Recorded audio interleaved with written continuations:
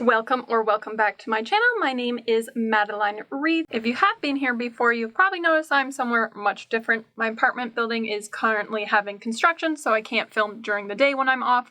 And I tried to do it last night, but it turns out my dog is absolutely terrified of the camera setup. He wants nothing to do about it. So he was up for like an extra 2 hours last night. He couldn't sleep, so it's just not worth it. At his age, I'll be honest, he rules the house. It is his world. I just live in it, so now I'm going to try to film in this little studio box that they have at the library. And who knows, maybe I'll like it and this can become the new thing. And today I decided to do a tag video. I've been watching everyone else's, they've been a lot of fun, so I finally decided to get around to doing one. I chose the train tag because I absolutely love trains. One of my wishes is that I did more train travel when I was younger and traveling everywhere. I did quite a bit and they're quite expensive, but I just love trains so much and I hope in the future I get to do a lot more train journeys. This one I believe was created by people who are doing the March of the Rails challenge. Man, do I wish I heard about that before it started. That sounds like so much fun and I've been enjoying all the videos about it. That's one maybe if they do it next year, I'll definitely join. So I want to thank Mike from Biblioscape for tagging me first in this one. So let's get to the questions, and I tried to pick books that I haven't talked about too much already. There is one that I have talked about a lot, but I need you guys to bully me into reading it, okay? In the comments, bully me to getting to this book. You'll know which one it is. Number one, though, we have The Great Railway Bazaar. This is a book featuring an epic journey. And the one I chose is a fantasy I read last year, and it is called The Book of Doors. I absolutely loved this book. It was so fun. The first part feels quite cozy, and then the second half is quite an adventure, quite dark in parts of it, but really, really fun. And what it is we have our main character, Cassie. He comes into possession of a magic book. This book is called The Book of Doors, and this book allows you to open any door into another door anywhere in the world. So I could go up to my door, think about where I want to go. Let's say I want to go back to that restaurant in Italy I really liked. Open the door and I'm there. As someone who absolutely loves traveling, this would be my absolute dream. So a lot of this book is her experimenting, and she's hopping from France all the way to Turkey, all the way to Cairo in a split second. So it's a really fun journey. Of course, though, something that powerful comes with consequences, and people want it. So she has to go on the run, and she has to team up with some other people who have other magical books with different abilities. The way this ends, too, is absolutely spectacular, and I highly recommend. This made me want to travel, and this is the type of fantasy I want to read more of. Question number 2 is Brief Encounter, a short book you can finish while waiting for the train. For this one, I'm going to recommend the short story version of A Flower for Eldron. Of course, you can read the full-length novel, depending on how fast of a reader you are. I absolutely love this story. This is one of the stories, along with The Foundation, that got me into reading sci-fi. Though I would recommend it for people who don't like sci-fi, just give the short story a try. This story breaks my heart every time I read it. I'm not a big crier in general, and definitely not towards books, but this one makes me cry every single time. Highly recommend. I think it could teach you a lot about empathy. It's basically about this person who is mentally challenged, and he's offered to do an experiment where they experiment on his brain to change his intelligence. They end up being able to do that, and then you kind of see the consequences of what happens and how he reflects on his life now that he's a genius. Highly recommend. Question number 3 is Bradshaw Guide, a guidebook to your favorite place or thing. As I've said already, I'm a big traveler, so I have lots of guidebooks. It was kind of hard to choose which one, but I decided the Ferris Way would to be one that I've gone to the most, and the one I'm hopefully going to very soon, and that is going to be my book on Baja California, Mexico.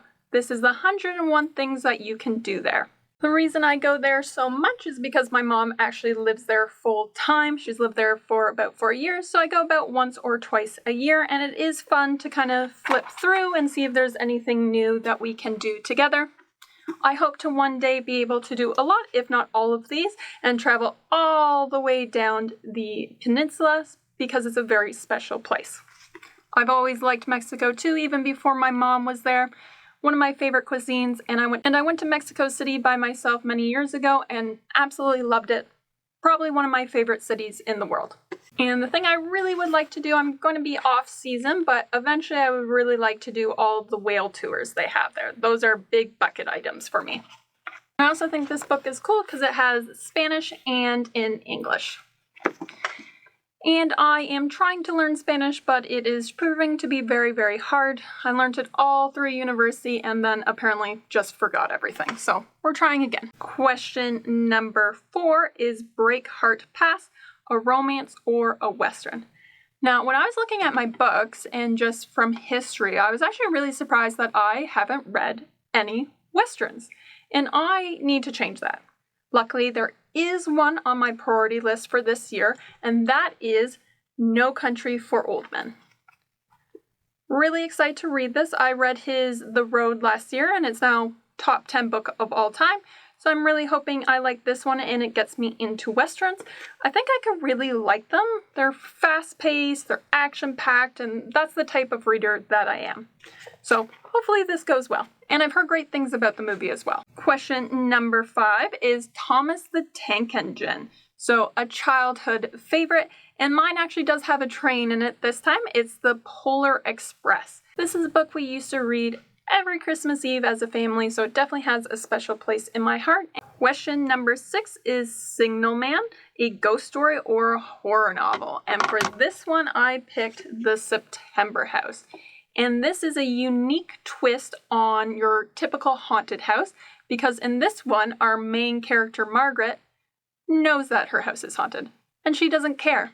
She's bought this old Victoria house, and it's her dream house. She doesn't care what the ghosts do, she's staying in that house. Unfortunately, every September, this house's haunting gets worse. Now, for the last couple years, she's been able to keep her daughter away, but now with her husband taking off, he couldn't take it anymore, her daughter's finally coming to see the house, and she has to try to stop her daughter from seeing everything that's going on, because she does not want to be forced to leave. I thought this was a really fun twist on an already pretty fun theme. Give this a try if you haven't. Number 7 is Strangers on a Train, a new book that you hope to read this year, and it doesn't have to be from this year. This is the one you guys have to bully me on. I have put this on 3 TBRs and I've yet to pick it up. And that shame is Sense and Sensibility by Jane Austen. I have her box set. I'm excited to read her. In fact, the book I just read was actually a retelling of one of her stories, and I gave it 5 stars. So I'm not sure why I can't seem to pick this up. I think maybe because it's listed as a romance and I'm not in a romance kind of mood. So please leave your comments down below and tell me how this is much better than a typical romance, and I need to pick it up now. Now on to our last question is The Mystery of the Blue Train, a book with a color in the title or in the cover, and I got one that has both. There was 2 I could have selected for this one, but I've talked about the other one all the time. But in case you haven't seen any of my videos, it's called Red X.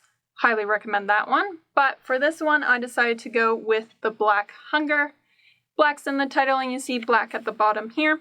This is a pretty fun horror that I had a lot of fun with. It is a queer gothic horror, which is right up my alley. That's like a niche that I really love. And this one kind of follows 2 timelines. They converge. A lot of fun, and it basically follows people trying to stop a death cult. So if you like cult horrors, I'd recommend this one. And of course, lastly is just tagging people below. I, to be honest, have forgotten who's being tagged where and which ones I've seen. I'm going to try to tag people if it works. If not, just consider yourself tagged if you're watching this and you haven't done it yet. Anyways, thanks for watching. Leave your comments down below of recommendations as always, and I'll see you in the next one.